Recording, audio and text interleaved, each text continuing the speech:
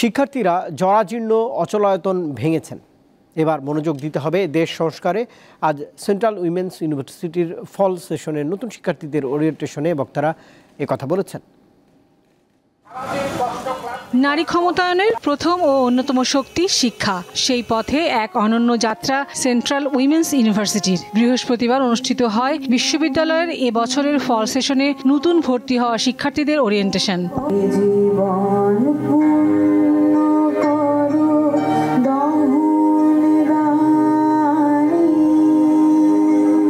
গানের পর নতুন শিক্ষার্থীদের স্বাগত জানান সেন্ট্রাল উইমেন্স ইউনিভার্সিটির রেজিস্ট্রার।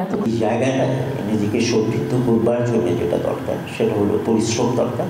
শিক্ষক শিক্ষার্থীরা বলেন, শিক্ষা প্রতিষ্ঠানে শিক্ষক শিক্ষার্থী উভয়েরই সম্মানের বিষয় অত্যন্ত গুরুত্বপূর্ণ। টিচারদের ডেফিনেটলি একটা গুড জাজমেন্ট থাকতে হবে, অবশ্যই থাকতে হবে।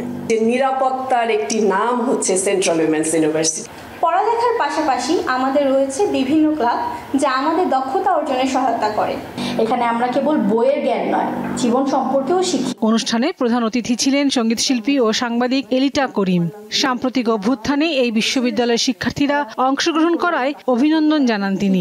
সেন্ট্রাল উইমেন ইউনিভার্সিটির প্রচুর স্টুডেন্টস কিন্তু রাস্তায় নেমেছিল, তারা প্রচুর আর্ট ওয়ার্ক করেছে, তারা সরাসরি যে প্রোটেস্টটা ছিল ওটার সাথে জড়িত ছিল। So I am very proud যে আমি এখানে এসে জেন জিদের সাথে একটু কথা বলতে পারছি। বিশ্ববিদ্যালয় কর্তৃপক্ষ জানায়, 1 মাস আগে দেশের শিক্ষার্থীরা জরাজীর্ণ অচলায়তন ভেঙেছেন। এবার মনোযোগ দিতে হবে দেশ সংস্কারে। ছাত্রদের নেতৃত্ব ছিল তো, এবং এর ফলে আমাদের একটা জরাজীর্ণ সমাজ ভেঙে ফেলা হয়েছে বলা যায়। কিন্তু এরপরে আর একটা কাজ বাকি আছে, সেটা হচ্ছে নতুন রাষ্ট্র গড়ে তোলা, রাষ্ট্র সংস্কার।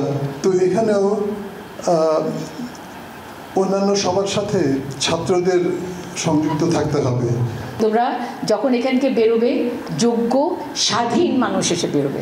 বিশ্ববিদ্যালয় মানে বিশ্বের যত জ্ঞান তোমার উইল বি অ্যাট ইউর বেকেনিং। তুমি খালি গিয়ে খুঁজে আনতে হবে।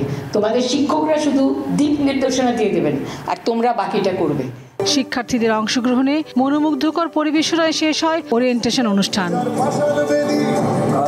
লাবণী গুহ, দীপ্ত সংবাদ, ঢাকা।